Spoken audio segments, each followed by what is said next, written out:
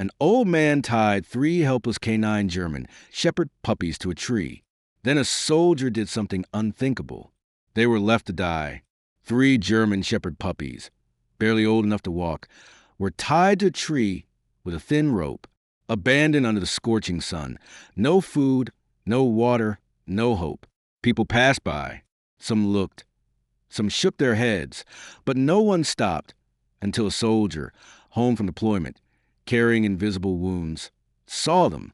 What he did next changed everything. This story will restore your faith in second chances, loyalty, and the unbreakable bond between a warrior and the voiceless souls he chose to save. Before we begin, make sure to subscribe to the channel, like this video, and turn on notifications. That helps us bring more inspiring stories like this one straight to your heart. It was a kind of heat that stole your breath, the dry, merciless blaze of late summer in a small rural town outside El Paso, Texas. The kind that cracked the earth and sent even the wild birds into hiding.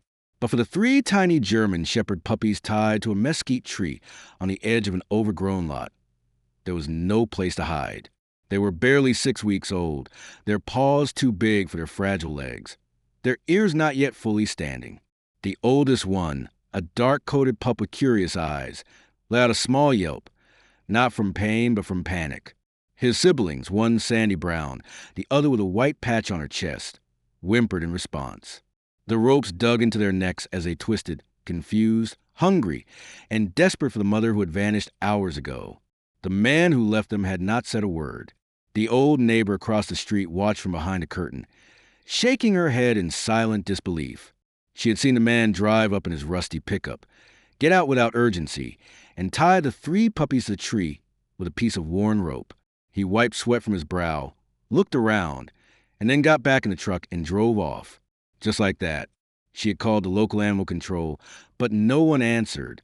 Deep down, she didn't believe anyone would come in time. Not in a place like this. Not for 3 unwanted dogs. But someone else was coming.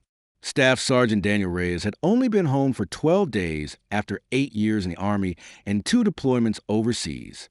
He had returned to his late father's property to settle the estate and maybe, just maybe, figure out what life looked like as a civilian. The small town held echoes of his childhood, but everything felt different now. Quieter, emptier, like the part of him that used to belong here had been replaced by something harder, something scarred. That afternoon, Daniel was walking alone down the dirt road, his boots stirring up dust as he scanned the horizon out of habit. He hadn't meant to walk far, just enough to clear his mind from the constant pressure building in his chest. The silence used to soothe him. Now it made his ears ring. That's when he heard it. A weak, broken yelp. Then another. At first, he thought it was in his head. Another ghost of memory. But it came again, sharp, real. He followed the sound across the lot, past a broken fence, until he saw them. 3 puppies, tied up, panting, barely moving. Daniel's breath caught in his throat. He rushed forward and dropped to his knees. The smell hit him first, a mix of sweat, dirt, and something worse. Dehydration. Fear. The brown one was curled up, eyes glazed, barely conscious. The smallest one flinched at his shadow, but the oldest, the dark-coated one, tried to stand, growling weakly. Daniel's heart cracked. "Easy," he whispered. "I'm not going to hurt you." He pulled a small knife from his pocket and cut the ropes, careful not to startle them.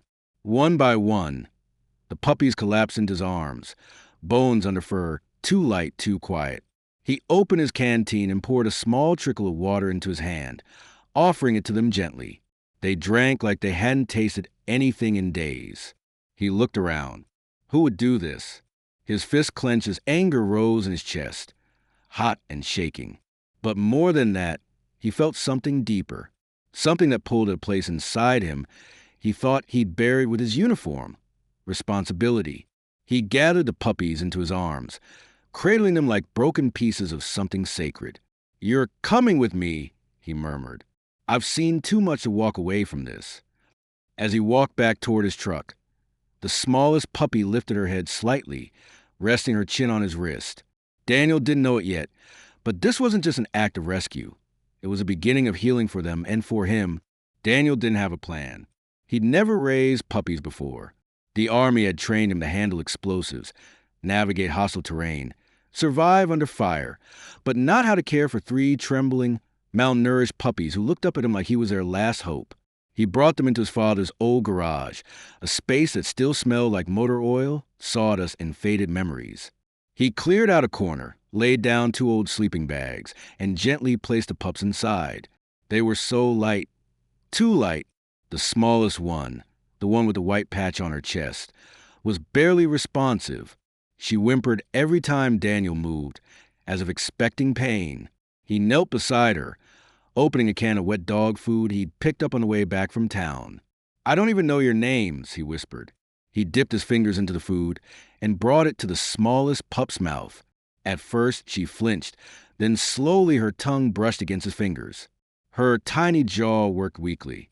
The other two followed, the brown one eating hungrily and the dark-coated one never breaking eye contact with Daniel. Even as he swallowed each bite, Daniel sat back against the wall and exhaled deeply. He hadn't realized how tense his own body had been. It was like something inside him had locked up ever since he got home, since the funeral, since the silence. He looked down at the three pups, curled together in a blanket now, their bellies rising and falling with slow, unsteady breaths. There was something fragile about it, something honest. Later that night, the smallest one began to cry, a thin, broken whimper that echoed through the garage and straight into Daniel's chest. He sat up instantly, heart pounding like it used to during night patrols. He moved toward them instinctively, checking them for signs of pain, injury, distress. She was shivering. He picked her up gently, wrapping her in the corner of his hoodie and holding her against his chest. "It's okay," he murmured. "You're safe now, I promise." She quieted, and for the first time in months, so did his thoughts. The next morning, Daniel woke up stiff, still sitting against the wall, the tiny white-patched pup asleep in the crook of his arm. The other two were curled at his feet. He blinked against the sunlight streaming through the broken garage window. He hadn't planned to keep them. That wasn't the idea. He had assumed once they were healthy enough, he'd call a rescue group or maybe someone from the base who knew about working dogs. These weren't just any dogs. He could tell by the way they moved, even weak as they were, their bloodlines were strong. These were canines bred German shepherds, likely from a litter meant for police or military work. Someone had paid a lot of money for them, and someone had still thrown them away. He couldn't understand it. Later that afternoon, Daniel brought the puppies into the house for the first time. The place had been empty since his father passed. Dust-covered furniture, old coffee cups still on the counter, unopened mail piled high. It had never really been a home. Since Daniel's mother died years ago, his father had grown cold hard, like Daniel had over time. But as the pups explored the living room, tripping over their own paws, sniffing the legs of the table, and barking softly at their reflections in the fireplace glass, something began to shift. They brought warmth, noise, life. Daniel found himself laughing. A real laugh, full and surprised, when a brown one ran full speed into a laundry basket and flipped over. The dark-coated one barked in protest, then came to sit beside Daniel, tail wagging, eyes sharp and full of something that felt eerily familiar. Focus. Loyalty. Daniel reached down and stroked the pup's head. "You're trouble, aren't you?" he said. "But you've got fight. I like that." He hadn't realized how empty he was until something filled the space. It wasn't just the puppies who were healing something in him. Something broken and buried had started to stir, a beginning for all of them. 3 days had passed since Daniel brought the puppies into his father's house, and already it felt like something was shifting, not just in them, but in him. The smallest pup, whom he'd started calling Luna because of the white crescent patch on her chest, was finally eating without hesitation. The brown one, Rusty, followed him around everywhere, clumsy and loyal. The dark one, bold and alert, almost too intelligent, had become Axel. Axel watched Daniel the way a soldier watches a commanding officer, with patience, awareness, and quiet expectation. That pup wasn't just smart. He was special. That morning, Daniel sat on the porch sipping black coffee, while the 3 pups explored the yard. He had started building a little enclosure, using leftover wood from the shed, something to keep them safe from the coyotes at night. He caught himself humming as he worked, something he hadn't done since before the war. Then a car slowed down on the dirt road. Daniel tensed instantly, instincts kicking in. The old black sedan came to a stop right across from the driveway. The engine idled for a moment before the tinted window rolled down. A man leaned out, mid-60s, sharp eyes, hat pulled low. "You Reyes?" the man called out. Daniel stood, coffee mug still in hand. "Who's asking?" The man didn't smile. "Name's Griggs. You got some dogs here?" Daniel didn't answer. Griggs tilted his head. 3 pups. German shepherds. Bred for canine service. Valuable litter. "Why would I have them?" Daniel said slowly. Griggs didn't blink. "Because I was supposed to pick them up 4 days ago from a breeder named Connor Slate. But when I got to his place, he said someone else took them. A friend said they'd gone to a better home." Daniel's jaw clenched. Connor Slate. That was a name on the mail he'd seen once or twice when his dad had gotten packages. His old man had dealt with breeders before, though Daniel never paid much attention. Griggs looked toward the yard. "That's your dog." Axel had stepped into view, standing at the edge of the porch, tail still, ears perked. "Nice form," Griggs muttered. "That one's got drive." "They're just pups," Daniel replied, stepping forward. "Rescued from a ditch." Griggs' eyes narrowed. "You're not a civilian, are you?" Daniel stayed quiet. "I'm not looking for a fight," Griggs added. "But those dogs, they weren't dumped. They were hidden. That old man knew exactly what he was doing." Daniel's voice was calm but firm. "If that old man tied those puppies to a tree and left them to die, then he is not fit to own a goldfish, let alone a canine will litter." Griggs raised a brow. "You think that makes them yours?" Daniel stepped off the porch. "No, it makes them nobodies until someone who gives a damn shows up, which I did." There was a long silence. Then Griggs smiled. "Just barely. They got lucky." Before Daniel could respond, the man rolled up his window and drove off, kicking up dust behind him. Daniel stood there, heart pounding, not from fear, but from something else, a realization. These puppies were more than abandoned. They were worth something, and now someone knew where they were. That night, Daniel sat by the window, shotgun propped beside the door. The pups were asleep in their crate, peaceful, unaware. But Daniel didn't sleep. His mind raced with questions. Why would anyone want to hide them? Why leave them to die? And why did Axel, the pup with the intense stare and military focus, look at him like he understood more than a dog should? The next morning, Daniel found a file in one of his father's locked drawers. Inside were documents, contracts, breeding certifications. One name came up again and again: K9 Elite Tactical Training Program, San Antonio Division. And under a picture of a German shepherd that looked exactly like Axel with the words: asterisk sire, Maximus, deceased in service. Kia, A asterisk. Daniel stared at it. Suddenly, it made sense. These weren't just dogs, they were legacies. By the end of the week, the pups had found their rhythm. And so had Daniel. They knew the sound of his boots on the floorboards. They knew when it was time for food, time for rest, and time to play. But more than that, something deeper was forming, a connection built on more than routine. It was trust. Rusty, the brown pup, was playful and clumsy, always the first to trip over his own feet. Luna, sweet and timid, would follow Daniel around like a shadow, resting her head on his lap whenever he sat still long enough. But Axel was different. Axel didn't just follow commands. He studied them. Daniel hadn't meant to start training them. Not really, but old habits are hard to kill. He'd toss a tennis ball, and Axel would retrieve it with perfect focus. He'd make a sharp whistle, and Axel would stop, turn, and sit at attention like he'd done 100 times before. It wasn't normal puppy behavior. Not at all. That morning, Daniel decided to test a theory. In the backyard, under the wide stretch of blue sky, he set up a mock course using empty barrels, trash cans, and old boxes. Nothing fancy, just something to see how the pups would respond. Rusty got distracted by a butterfly before the second turn. Luna froze halfway through, unsure and nervous. But Axel locked onto Daniel's eyes. "Stay," Daniel said. Axel's Saturday come. Axel moved down, and the pup hit the ground flat in less than a second. Daniel stared, heart thudding. He knelt beside him, placing a hand on the pup's back. "You've done this before, haven't you?" he murmured. "Or maybe it's just in your blood." Axel didn't move, didn't blink. He waited, ready, present. Daniel felt something he hadn't in years. Purpose. Inside. Later that day, he opened the file again. He traced the name of the sire, Maximus, a top-performing war dog who had saved 3 soldiers during an ambush in Syria before being killed in the line of duty. And now, his son was sleeping under Daniel's roof. Suddenly, it all made sense. The intelligence, the discipline, the fire in Axel's eyes.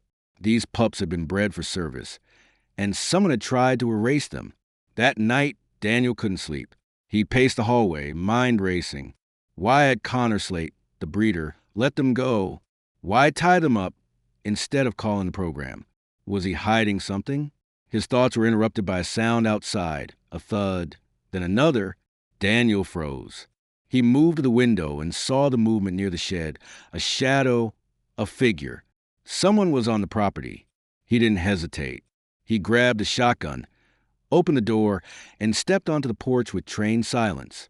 Moonlight lit the gravel driveway. There, near the tool shed, a man crouched, flashlight in hand, looking around. "Hey!" Daniel barked. The man froze, then bolted. Daniel didn't fire, but Axel did something even more shocking. The pup had run out ahead of him, barking with a deep, commanding tone no puppy should have had. He moved fast, faster than his siblings, faster than Daniel expected, and positioned himself between Daniel and the intruder's escape path. The man tripped in surprise, landing hard in the dirt, before scrambling back into his car and peeling away down the road. Daniel scooped up Axel, heart pounding. "You just held a perimeter," he whispered, stunned. "You weren't scared. You were protecting." Axel licked his chin once and then rested calmly in his arms. That was the moment Daniel knew. This wasn't just a pet. This was a partner. The next morning, he made a decision. He wasn't giving them up. Not to a program, not to a shelter, and definitely not to whoever wanted them dead.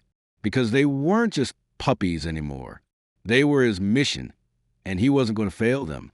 Daniel had seen fear in war, real fear. But nothing rattled him like the idea that someone was willing to sneak onto his property in the dead of night for puppies. Axel's bold defense the night before had only deepened Daniel's resolve. These pups weren't just abandoned or forgotten. They were wanted, tracked, and for all the wrong reasons. At sunrise, Daniel drove into town. Axel, riding quietly in the passenger seat, sat tall, alert, like he belonged there, like he knew this world wasn't entirely safe, and he was ready to fight for it. Daniel pulled into the gravel lot behind the sheriff's office. Sheriff Boone had known him. Since he was a teenager, Sheriff Boone hadn't changed much, stocky, with gray hair and a deep voice. Boone leaned back in his chair as Daniel walked in. "Well, if it ain't Staff Sergeant Reyes," Boone said, squinting at the dog. "That a new recruit?" Daniel gave a half smile. "I need a favor." Boone listened carefully as Daniel explained everything. The abandonment, the file he found in his father's desk, the visit from Griggs, and the shadow outside the shed. When Daniel was finished, Boone leaned forward. "You're not wrong about the program," he said. "MUMK-9 Elite Tactical. It's private, well-funded, and they don't like bad press. They've had a few incidents." "What kind of incidents?" Daniel asked. "Failed litters, temperament issues. One case. 3 pups sold off too young. 1 turned aggressive and bit a kid." Daniel's jaw clenched. "So they cover it up." Boone nodded. "Sweep the pups under the rug. Or the breeder does. Quietly. No headlines, no lawsuits. Connor Slate." Daniel said it low. "That name's been on reports before. Breeds for the program. Pushes the dogs hard. Doesn't like questions." Daniel looked down at Axel, who was resting calmly by his boot. "He's not dangerous," Daniel said firmly. "He's disciplined, smart, protective, and I've seen soldiers with less loyalty than him."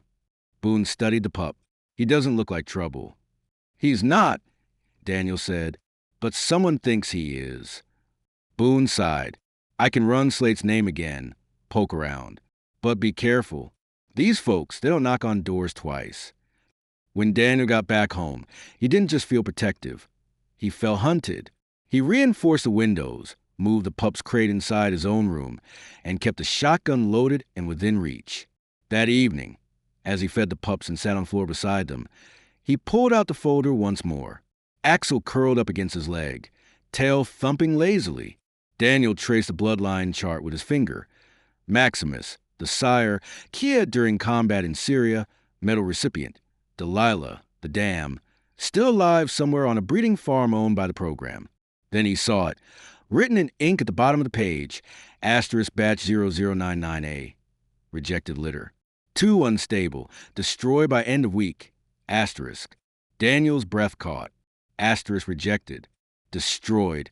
Asterisk, that's what they were trying to do. His hand tightened on the paper. They were never supposed to make it, he whispered. And now someone wanted to finish what the breeder started. Daniel stood up and looked at the three pups. Luna was asleep on her back, dreaming, paws twitching. Rusty was chewing the edge of a couch cushion. And Axel was staring at him, waiting. You're not rejects, Daniel said quietly. You're fighters. He walked to the closet and pulled out a duffel bag, army green, heavy canvas. He hadn't touched it since returning home. Inside was everything he'd left behind. Training gloves, utility gear, a whistle, and a purpose. He wasn't just going to protect them. He was going to train them, make them strong, make them seen. Because if someone wanted to erase them, they'd have to go through him first. The morning began like any other. The pups were growing stronger. Rusty had put on weight. Luna's tail wagged with more confidence, and Axel, ever vigilant, had begun to respond to Daniel's voice like he'd been born for it. Daniel had built a small obstacle course on the land behind the house. Tunnels made from tires, jumping bars from scrap wood, even a makeshift scent station, using old gloves and tuna cans. What started as a simple curiosity had turned into routine. Axel was excelling. His posture, his timing, his eyes locked onto Daniel's every command with the same discipline Daniel had once drilled into soldiers. It wasn't just instinct. It was something deeper, as if Axel had chosen him, not the other way around. Good boy, Daniel whispered after a flawless run. Axel's tail gave a single, proud thump. Inside the house, Daniel checked the folder again. Batch 0099A, rejected due to instability. But there had been no instability, no aggression, nothing that justified what those pups had endured. So why? He was still staring at the paper when Luna began barking, short, high-pitched barks. Not playful, not excited. Warning, Daniel shot up and moved to the window. A black SUV had pulled into the dirt road, leading toward the house. Not fast, not slow, just deliberate. He grabbed his shotgun and stepped onto the porch, Axel following close behind, posture low, ears alert. The SUV stopped 20 yards away. The engine idled, then the door opened. It wasn't Griggs.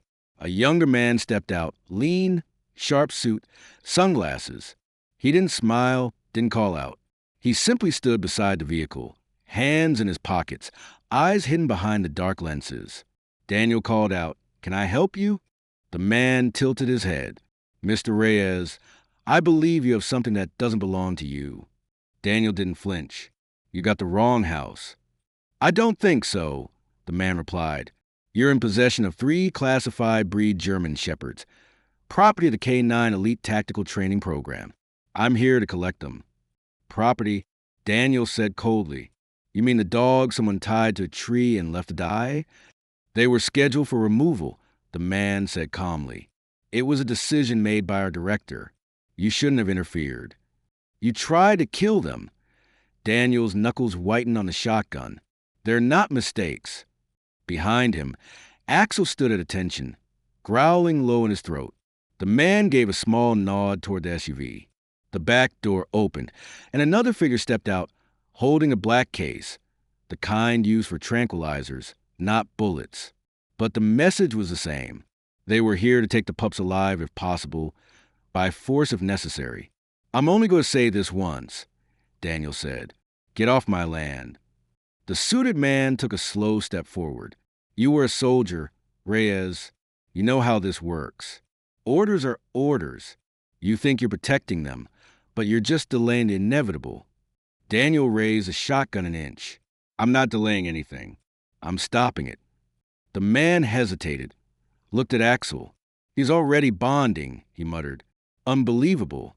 Then he nodded to his partner. The man with the case began moving toward the house. Daniel didn't fire. Not yet.